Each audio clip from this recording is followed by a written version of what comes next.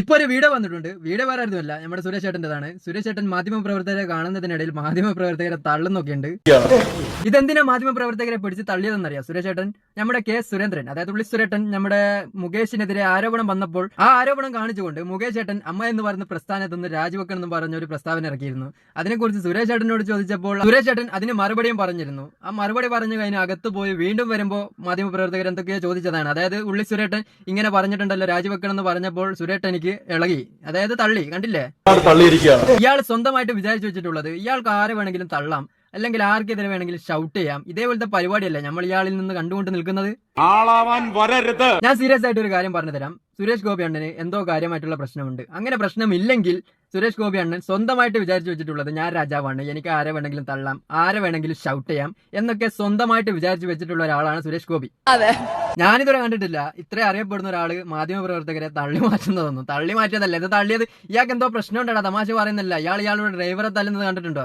അതേപോലെ തന്നെ ഇയാൾക്ക് എന്തോ ഒരു ജന്മിയാണെന്ന് സ്വന്തമായിട്ട് വിചാരിച്ചു വെച്ചിട്ടുണ്ട് ഇയാള്. അപ്പോൾ ഈ തള്ളി മാറ്റുന്നതിന് മുൻപ് മാധ്യമപ്രവർത്തകർ സുരേഷ് ചേട്ടനോട് കുറച്ച് ചോദ്യങ്ങളൊക്കെ ചോദിച്ചിരുന്നു. അതിന് മറുപടി പറഞ്ഞ ശൈലി കണ്ടാൽ തന്നെ അത് മനസ്സിലാവും നമുക്ക് ഇയാൾക്ക് കാര്യമായിട്ട് എന്തോ പ്രശ്നമുണ്ട്. അല്ലെങ്കിൽ ഇങ്ങനെ ഒരിക്കലും ഒരു മാധ്യമപ്രവർത്തകരുടെ കൂട്ടമുണ്ട്, അവരോടാണ് ഇങ്ങനെ ഷൗട്ട് ചെയ്ത് സംസാരിക്കുന്നത്. അത് കാണാം. ഞാൻ എന്റെ ഓഫീസിൽ നിന്ന് ഇറങ്ങി വരുമ്പോ എന്റെ ഓഫീസിനെ സംബന്ധിക്കുന്ന കാര്യം ചോദിക്കണം. അങ്ങനെയല്ലല്ലോ സുരേഷ് ചേട്ടാ ചോദിക്കേണ്ടത്. നിങ്ങൾ ഓഫീസിൽ നിന്ന് വരുമ്പോൾ ഓഫീസിലുള്ള കാര്യങ്ങളെ കുറിച്ച് എല്ലാവരും ചോദിക്കേണ്ടത്. ജനങ്ങൾക്ക് എന്താണ് അറിയേണ്ടത് അതിനെ കുറിച്ചല്ലേ ചോദിക്കേണ്ടത്.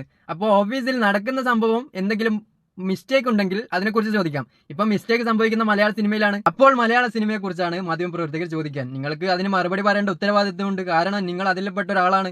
അല്ലാതെ നിങ്ങൾ രാഷ്ട്രീയം മാത്രം ഉപജീവനമായിട്ട് ജീവിക്കുന്ന ഒരാളല്ലോ, സിനിമയെ കൂടിയില്ലേ. അപ്പോൾ അതിന് മറുപടി പറയേണ്ടത് നിങ്ങളുടെ ഒരു ഉത്തരവാദിത്വമാണെന്നാണ് എനിക്ക് പറയാനുള്ളത്. എന്റെ വീട്ടിൽ നിന്ന് ഇറങ്ങി വരുമ്പോൾ എന്റെ വീട്ടിലെ കാര്യം ചോദിക്കണം. അപ്പോൾ സുരേഷ് ചേട്ടൻ വീട്ടിൽ നിന്ന് ഇറങ്ങി വരുമ്പോൾ വീട്ടിലുള്ള കാര്യങ്ങൾ മാത്രം ചോദിക്കുക. അതായത് വീട്ടിൽ നിന്നുള്ള സംഭവങ്ങൾ, പല്ല് തെച്ചോ, കുളിച്ചോ, ചോറ് വെച്ചോ, ചായ കുടിച്ചോ, കുളിച്ചിനോ, ഇതൊക്കെ ഞങ്ങൾ ചോദിക്കേണ്ടത്. നിങ്ങൾ എന്താ പറയുന്നതെന്ന് നിങ്ങൾക്ക് തന്നെ വല്ല ബോധമുണ്ടോ? ജനങ്ങൾക്ക് എന്താണ് അറിയേണ്ടത് അതാണ് മാധ്യമപ്രവർത്തകർ നിങ്ങളോട് ചോദിക്കാൻ. അല്ലാതെ നിങ്ങളെ വീട്ടിലെ കാര്യം അവർക്ക് അന്വേഷിക്കേണ്ട കാര്യമില്ല. അപ്പൊ നിങ്ങൾ പറയുന്നതെന്ന് വെച്ചാൽ ലോക മണ്ടത്തരമാണെന്ന് എനിക്ക് പറയാനുള്ളൂ. അമ്മ അസോസിയേഷനിൽ നിന്ന് ഞാൻ ഇറങ്ങി വരുന്ന സമയത്ത് നിങ്ങൾ അതുമായിട്ട് റിലേറ്റ് ചെയ്ത കാര്യങ്ങൾ ചോദിക്കും. സുരേഷ് ചേട്ടൻ പറഞ്ഞുകൊണ്ടുവന്നത് അമ്മ അസോസിയേഷനിൽ നിന്ന് ഇറങ്ങി വരുന്ന സമയത്ത് പാർട്ടിപരമായിട്ട് ഒന്ന് ചോദിക്കരുത് എന്നല്ലേ പറഞ്ഞുകൊണ്ടുവന്നത്. അതായത് ഇപ്പൊ പാർട്ടി ഓഫീസിൽ നിന്ന് ഇറങ്ങി വരുമ്പോൾ അമ്മയെ കുറിച്ചൊന്നും ചോദിക്കാൻ പാടില്ല അല്ലെ? അതെവിടുത്തെ പഠിപ്പാ? അങ്ങനെ ചോദിക്കാൻ കാരണമുണ്ട്. കാരണം നിങ്ങൾ അമ്മയിൽ മാത്രം വർക്ക് ചെയ്യുന്ന ഒരാളാണെങ്കിൽ അമ്മയിലുള്ള കാര്യങ്ങൾ മാത്രമേ നിങ്ങളോട് ചോദിക്കൂ. നിങ്ങൾ സിനിമയിൽ കൂടി വർക്ക് ചെയ്യുന്നില്ലേ? അതുകൊണ്ടല്ലേ മാധ്യമപ്രവർത്തകർ എല്ലാവരും നിങ്ങളോട് സിനിമയെ പറ്റിയും ചോദിക്കുന്നത്. നിങ്ങൾ പറയുന്നത് എന്താ? നിങ്ങൾക്ക് തന്നെ വല്ല ബോധമുണ്ടോ സുരേഷ് ചേട്ടാ? മനസ്സിലായോ? പ്ലീസ് എന്ത് പ്ലീസ് പറഞ്ഞിട്ടും കാര്യമില്ല സുരേഷ് ചേട്ടാ. അവര് രണ്ടിനെ കുറിച്ചും ചോദിക്കും. കാരണം നിങ്ങൾ രണ്ടിൽ ഒരേപോലെ വർക്ക് ചെയ്യാൻ വേണ്ടി ശ്രമിക്കുന്ന ഒരാളാണ്. അപ്പൊ നിങ്ങളോട് രണ്ടിനെ കുറിച്ചും ചോദിക്കുന്നതിൽ തെറ്റൊന്നില്ല. നിങ്ങളുടെ മീഡിയക്കുള്ള ഒരു തീറ്റയാണത്. ഇപ്പൊ നാണം കെട്ടത് അവിടെയുള്ള മീഡിയക്കാരൊന്നല്ല. തൃശ്ശൂരിൽ സുരേഷ് ഗോപി അണ്ണനിക്ക് വോട്ട് ചെയ്ത ഓരോ വ്യക്തിയാണ്. എല്ലാം എന്ന് പറഞ്ഞാൽ നിങ്ങൾ നിഷേധിക്കുമോ? കാരണം ഒരു മീഡിയയുടെ മുൻപിൽ വന്നിട്ടാണ് ഇങ്ങനെ പറയുന്നത് നിങ്ങളുടെ തീറ്റയാണ് എന്നെ കൊണ്ട് ഇങ്ങനെ പറയുന്നതെന്ന്. അതുപോലെ ചിന്തിക്കാനുള്ള കഴിവില്ല. നിങ്ങൾ അത് വെച്ച് കാശുണ്ടാക്കിക്കോളൂ.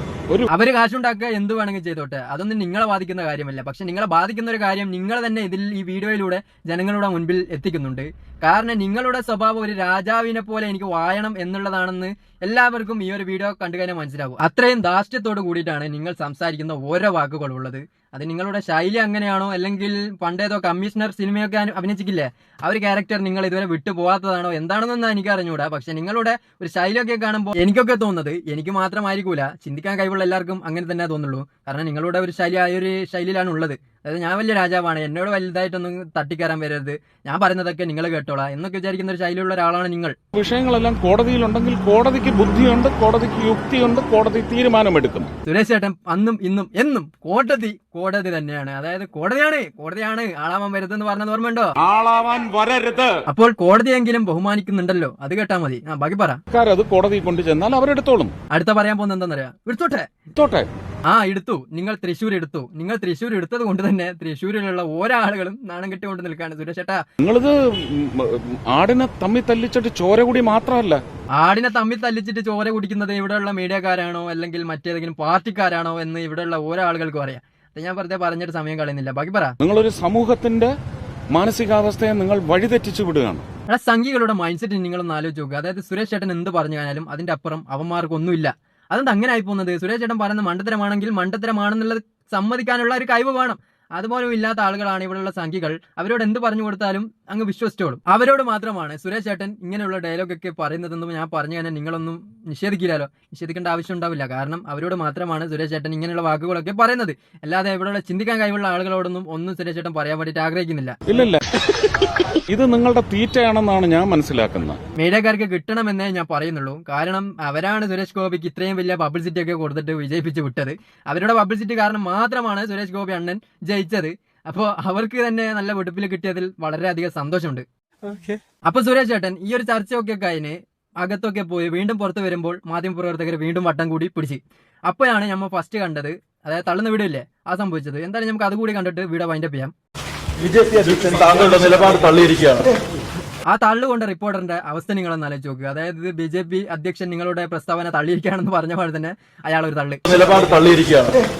സുരേഷ് ചേട്ടാ, വെറുതെ നാട്ടുകാരെ കൊണ്ട് ചിരിപ്പിക്കുന്ന ഓരോ പരിപാടി കാണിപ്പിച്ചു വെക്കല്ലേ. ഇതിനെതിരെ ചിലപ്പോൾ കേസൊക്കെ ഉണ്ടാവാൻ സാധ്യത കൂടുതലാണ്. കാരണം ഒരു കേന്ദ്രമന്ത്രിയൊക്കെ ഒരു സാധാരണ റിപ്പോർട്ടറിനെ തള്ളി കഴിഞ്ഞാൽ അത് കേസ് കൊടുക്കാനൊക്കെ വളരെ അധികം ഇൻട്രസ്റ്റിംഗ് ആയിരിക്കും ആ ഒരു മാധ്യമപ്രവർത്തകർക്ക്. എന്തായാലും അതൊക്കെ കാത്തിരുന്ന് തന്നെ കാണണം. എന്റെ വഴി എന്റെ അവകാശമാണ്. നിങ്ങളെ വഴി നിങ്ങളുടെ അവകാശമാണെങ്കിൽ നിങ്ങൾ പൊതുസമൂഹത്തെ സേവിക്കാൻ വേണ്ടിയിട്ട് മത്സരിക്കാൻ പാടില്ലായിരുന്നു. ഇപ്പൊ മത്സരിക്കുന്നതിന്റെ മുൻപ് ഇങ്ങനെ പറഞ്ഞിട്ടുണ്ടെങ്കിൽ ആരെങ്കിലും വോട്ട് ചെയ്യോ? മത്സരിച്ച് ജയിച്ചു കഴിഞ്ഞിട്ട് ഇങ്ങനെയൊക്കെ പറയുന്നു. നിങ്ങളൊന്ന് ചിന്തിച്ച് നോക്കൂ. വോട്ട് ചെയ്ത നാട്ടുകാരെ ചിന്തിക്കുവിൻ. ജനങ്ങൾക്ക് അറിയേണ്ട ചോദ്യങ്ങളാണ് ഞങ്ങൾ ചോദിക്കുന്നത്. സുരേഷ് ചേട്ടനിക്ക് എന്നെ തോന്നി ഇനി അവിടെ നിന്ന് കഴിഞ്ഞാൽ ഇത് നാട്ടുകാർ മുഴുവനും കാണും. അതുകൊണ്ട് സുരേഷ് ചേട്ടൻ തന്നെ വേഗം കയറി പോവാണ്. അപ്പോൾ മാധ്യമപ്രവർത്തകർ ചോദിക്കുകയാണ്, ജനങ്ങൾക്ക് ചോദിക്കേണ്ട ചോദ്യങ്ങളാണ് ഞങ്ങൾ ചോദിക്കുന്നതെന്ന്. അതിനൊന്നും മറുപടി ഇല്ല. ജനങ്ങളോട് ഉത്തരം പറയേണ്ട ആവശ്യം സുരേഷ് ചേട്ടനിക്ക് ഈ ഒരു സാഹചര്യത്തിൽ ഇല്ല എന്നാണ് പറയുന്നത്. ഇതിനെക്കുറിച്ച് മാധ്യമപ്രവർത്തകര് എന്താ പറഞ്ഞുണ്ടാക്കുന്നതെന്ന് കേൾക്കണ്ടേ? സത്യം പറഞ്ഞാൽ ചിരി വരും. തമാശ പറഞ്ഞല്ല. അവർക്ക് എന്തെങ്കിലും ഒരു കണ്ടന്റ് കിട്ടിക്കഴിഞ്ഞാൽ അവർ 2-3 ദിവസം വരെ അത് തന്നെ പിടിച്ചിട്ട് തൂങ്ങിക്കളിക്കുന്ന ടീംസാണ്. എന്തായാലും അതും കൂടി ഞാൻ കേൾപ്പിച്ചു തരാം. തീർത്തും ഒരു പ്രകോപനവും ഇല്ലാതെയാണ് ഈ മാധ്യമപ്രവർത്തകർക്ക് നേരെ സുരേഷ് ഗോപിയുടെ കയ്യേറ്റ ശ്രമം ഉണ്ടായതെന്നുള്ളതാണ് പ്രധാനപ്പെട്ട കാര്യം. സുരേഷ് അണ്ണനെ മാത്രം ഞാൻ കുറ്റം പറയില്ല. കാരണം ഒരു അറിയപ്പെട്ട ഒരാൾ വരുമ്പോൾ തന്നെ നിങ്ങളെ കോലും വടിയൊക്കെ എടുത്തിട്ട് അവിടെ പോയിട്ട് അവരോട് ചോദ്യം ചോദിക്കാൻ പോകുന്ന നിങ്ങളോടത്തുകൊണ്ട് തെറ്റ്. പക്ഷെ എത്ര വലിയ തെറ്റാണെങ്കിലും പിടിച്ച് തള്ളാനൊന്നും പാടില്ല. അത് സുരേഷ് ചേട്ടൻ ചെയ്തത് വളരെ മോശപ്പെട്ട പരിപാടി തന്നെയാണ്. മാധ്യമപ്രവർത്തകരൊക്കെ പിടിച്ച് തള്ളിയുക ഗൈസ്. അതിപ്പോ ലാഭായല്ലോ. അല്ല, ഞങ്ങളൊക്കെ ആ വീഡിയോ കണ്ടിട്ട് മനസ്സിലാക്കിയിട്ടുണ്ട്. ഇനിയിപ്പോ റിപ്പോർട്ടർ നമുക്ക് കറക്റ്റ് പറഞ്ഞിട്ട് മനസ്സിലാക്കി തരും. അതായത് കാണാൻ കഴിവില്ലാത്ത ആളുകൾക്ക് കേട്ട് മനസ്സിലാക്കാൻ പറ്റുന്ന ആളുകളുണ്ടാവും. അവർക്ക് വേണ്ടിയിട്ട് റിപ്പോർട്ടർ പറയുന്നത് കേട്ടോളെ. ഡോറ് തുറക്കുന്നതിന് മുമ്പ് സുരേഷ് ഗോപി കൈയെടുത്ത് ഈ മാധ്യമപ്രവർത്തകരെ ആകെ ഒന്നടങ്കം ഇങ്ങനെ തള്ളുന്ന. ഡോറ് തുറക്കുന്ന സമയത്തും ഇദ്ദേഹം തള്ളിയിട്ടുണ്ടെന്നാണ് പറയുന്നത്. സുരേഷ് ചേട്ടൻ ചെയ്ത പരിപാടി വളരെ മോശപ്പെട്ട പരിപാടി തന്നെയാണ്. അതിനൊന്നും ഞാൻ ഒരിക്കലും ന്യായീകരിക്കുന്നില്ല. പക്ഷെ നിങ്ങൾ ആ തള്ളു കൊള്ളാൻ വേണ്ടിയിട്ടല്ലേ അവിടെ പോയത്? തള്ളു കൊള്ളുന്ന ചോദ്യങ്ങൾ തന്നെയല്ലേ നിങ്ങൾ ചോദിച്ചത് അല്ലേ? സത്യത്തില് തമാശ പറഞ്ഞില്ല. ചില സമയത്ത് ഈ മാധ്യമപ്രവർത്തകർ ചെയ്യുന്ന പരിപാടി വളരെ മോശപ്പെട്ട പരിപാടിയൊക്കെ ഉണ്ട്. പക്ഷെ ഇപ്പൊ തള്ളാൻ മാത്രമുള്ള സംഭവം ഒന്നും ഇവിടെ നടന്നിട്ടില്ല. എന്നിട്ടും തള്ളി. മാധ്യമപ്രവർത്തകന്റെ കൃത്യമായി പറഞ്ഞു കഴിഞ്ഞാൽ അദ്ദേഹത്തിന്റെ വയറ്റിൽ പിടിച്ച് തള്ളുകയായിരുന്നു. എല്ലാവരും പുറകോട്ട് പോകുന്നത് ആ ദൃശ്യങ്ങളിൽ തന്നെ കയറാം. കൂടുതലായിട്ടൊന്നും പറയാനില്ല. സുരേഷ് ചേട്ടൻ കാരണം കഞ്ഞി കുടിച്ച് പോകുന്ന കുറച്ച് ആൾക്കാരുണ്ട്. അവർക്കൊരു കണ്ടന്റായി. സുരേഷ് ചേട്ടന്റെ മനസ്സിലുള്ള സ്വഭാവം പുറത്തുപോയി. അത്രേ പറയാനുള്ളൂ. അപ്പൊ ഇതിൽ നല്ല വീഡിയോ വീണ്ടും കാണാം. ഫോളോ ചെയ്യുക, സബ്സ്ക്രൈബ് ചെയ്യുക, എല്ലാ തേങ്ങയും ചെയ്തേക്കുക. അപ്പൊ ഇതിൽ നല്ല വീഡിയോ നമുക്ക് വീണ്ടും കാണാം. ബൈ.